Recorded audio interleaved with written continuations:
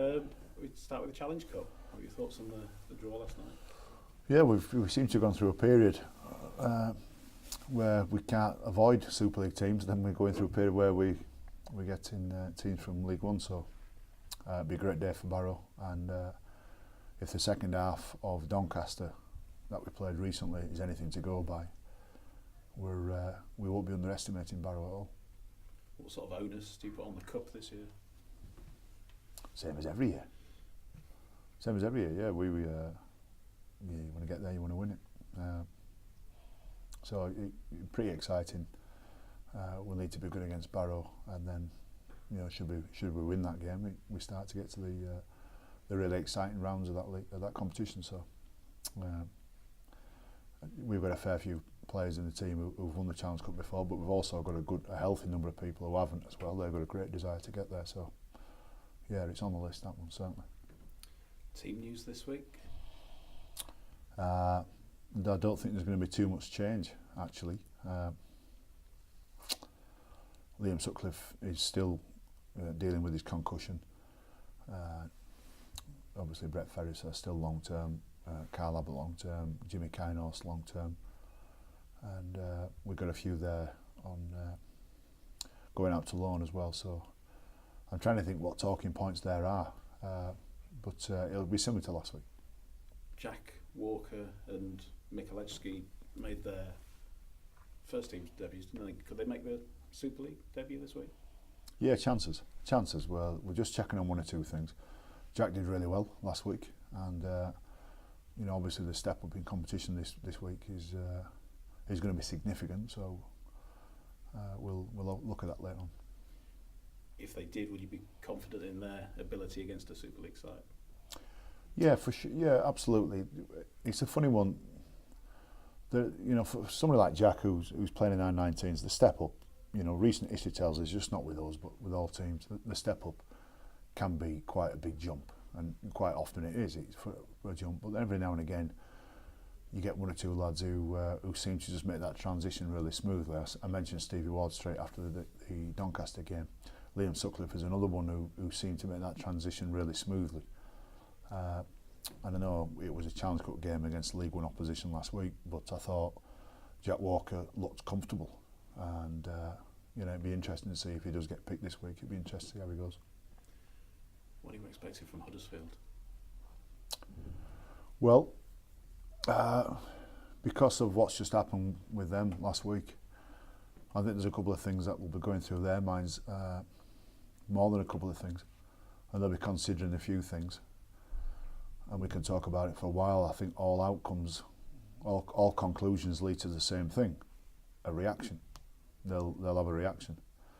I'm expecting our team to have to withstand and brace themselves for a team that's just going to come out at a million miles an hour. I imagine that Huddesfield have got some demons floating around their minds this week, and I should imagine that the team that takes the field, whoever it may be, will be looking to put in their best performance all year. Are you surprised about their form, given the roster and given the fact that they've got a whole host of injuries at the moment? I don't know. We're playing Huddersfield this week, so I've put some thought into them as a team and a club. I haven't really followed them that much this year.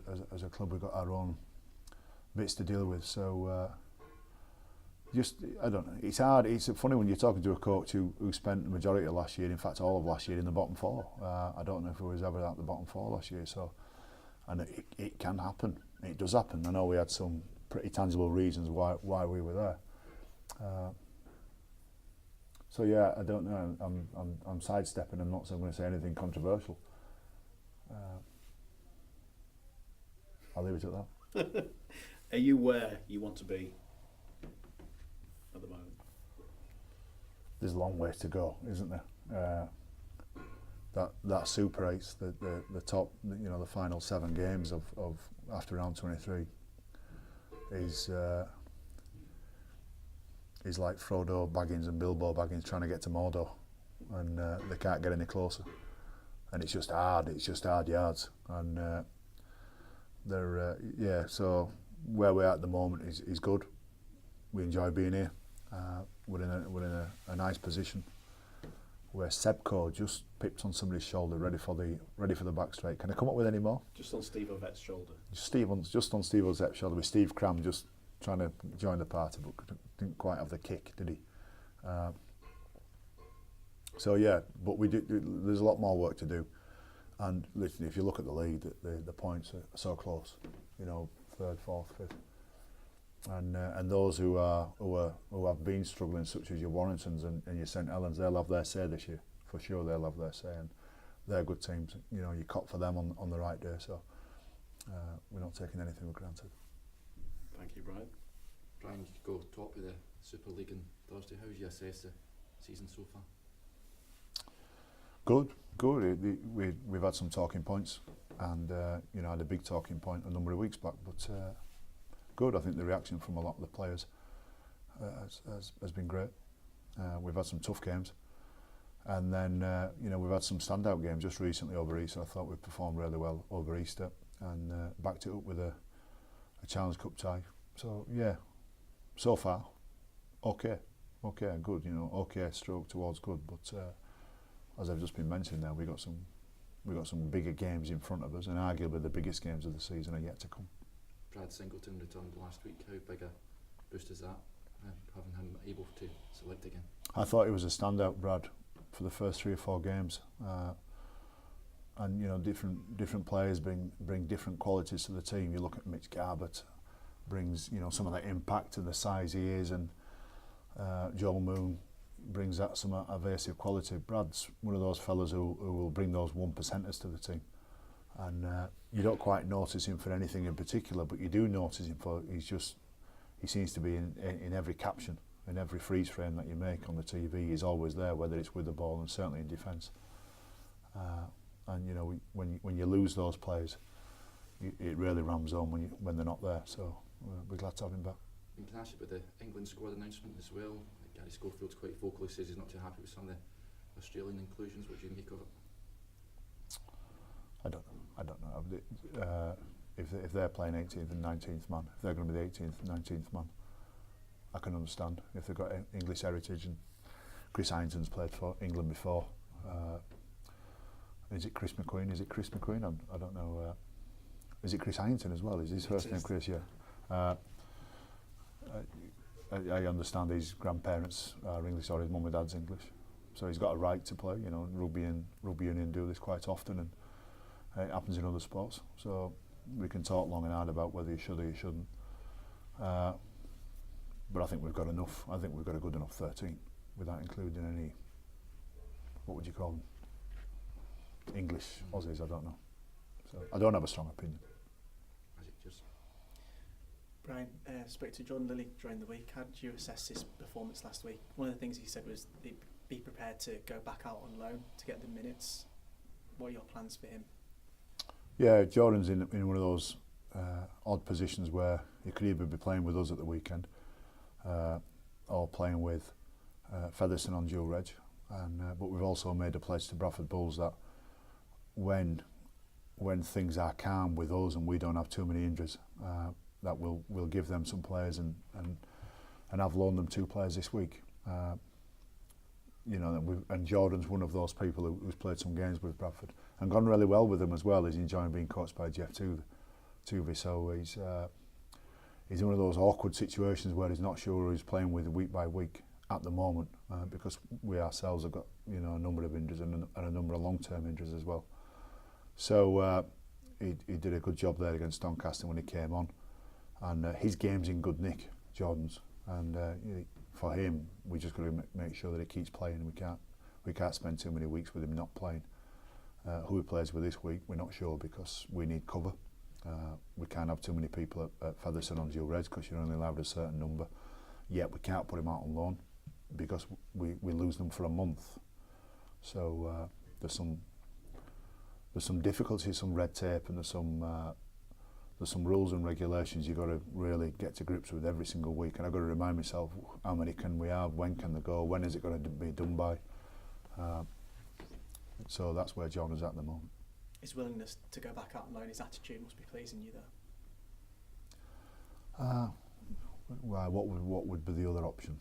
if he just wanted to perhaps stay here and be content with kind of just fighting for his place within the side, but he's prepared to go out on loan for those minutes to wherever he Well, can look, go. I think I think if you want to give it credit, yeah, you can give it credit if you want. That's what he gets paid to do. That's his job. You know, I'm not sending him down a mine to mine coal and saying you go to Bradford and get down there and I want 3 ton of coal by the end of the week and I don't care if the skin comes off your hands. He's playing rugby league, you know, so I'm not part of that brigade. But so we'll give him a slap on the back for doing his job. He's keen, Jordan, and he's never been a problem. And he'll want to wear the badge with us every day. You know, he'll want to come in and wear that badge instead of wearing somebody else's badge in a weekend. And I get that. And there are some issues, slight issues. When you say to a player, we want you to go out on loan, you've got to sell it to them, and that's the right thing. But he doesn't need too much of a sell there, Jordan. He knows that the way into our first team is not by just sitting with us. Not that he's got that option, but it's not just by sitting with us looking from outside in thinking I'll wait for an injury. He needs to go out and play. So when that time comes where I say, look, you're in because of whatever reason, that his game's in good nick. He doesn't need to be flapping about that he hasn't got any game time under his belt. The contrasting fortunes of yourself and Huddersfield in the Challenge Cup, does that represent the gulf perhaps between you and them at the moment, or maybe even the gulf between the Championship and League One, do you think? Say that again. The contrasting fortunes of you and Huddersfield in the Challenge Cup, they're struggling it and you getting past Doncaster, does that represent the gulf between you perhaps at the moment, or in a sense the gulf between the quality of the Championship and League One? I don't know. I don't think there's an easy answer to that, because for me to answer that, I've got to understand why they rested a fair few people. I don't know whether they're Huddersfield who rested a fair few people, and ultimately that's why Swinton beat them. I don't think Swinton beat Huddersfield's starting team, did they? Swinton beat Huddersfield's, very, very depleted team. That's what we understand. That's our take on it. And if he rested them because he wants the players to be on the money for the league, well, no, then there is no gulf. So the team that got beat by Swinton wasn't Huddersfield's starting team. They had a significant number of people out their team. So I can't answer that question. That's almost like, well, Huddersfield are really struggling, and it's proven in the league it wasn't. They're over 60% of their team were missing. In a sense then, prioritising Super League, I know I asked you about this last week, understandable in their situation then? For sure, yeah, for sure. I understand that. It's a difficult one, and this is by no means casting anything towards Rick Stone at all. But I think I wonder what an Aussie would make of the Challenge Cup. Who's got very little experience with the Challenge Cup over here, and I wonder what he would make of it. And I'm sure his club would have advised him, and the administrators and the owners there may have said we rate the Challenge Cup, or didn't say it. I don't know. I get why, if that's what he did. I don't know if he did. I get if he did rest a few people to focus on the league, why that would happen. But you've only to go back 10, 15 years where you look at some teams who are struggling in the league, who have a good cup run, and it almost rejuvenates their league form. And even if it doesn't rejuvenate their league form, but they have a good cup run, it gives them an air of confidence. And it shows them what a team they can be. And the Challenge Cup is a very different competition, and don't ask me why, but you can be playing awful in the league, but be really good in the Challenge Cup. Sheffield Eagles proved that in 1998. There's a fair few examples of it. So that's I understand why, if that's what he's done, that's why he would do. But the Challenge Cup's not to be sniffed at either as a cup, as a competition. You mentioned before Easter about having to get through that period, and went with many training sessions, just be preparing for games. Are you pleased with the shape your squad's in going into this weekend? I can't complain, because we don't have a whole host of people out. We've got some important people out. Losing Jimmy Kynhorst, who was another standout for us, until he got injured, which has been allowing us and allowing me to pick Joe Moon as a six, who I think's also been a standout. It's a significant move, that, and we're having to shuffle and change and adapt and adjust to keep Mooney at six. Losing Carl Ablett and losing Brett Ferris, it starts to make that back row look a bit thin. But at the same time, I can't complain, because I had 3 times as many people out last year.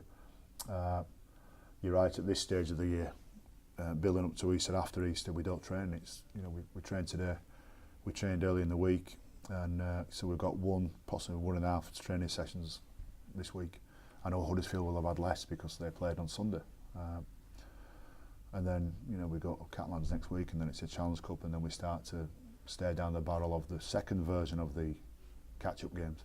So, you know, there was a real urgency for us to put enough work into them on the field.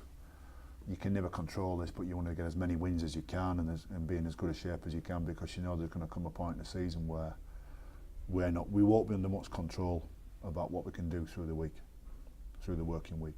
And then, you know, once we're in that situation, you're almost crossing your fingers what happens on game day, and it can get a bit scary.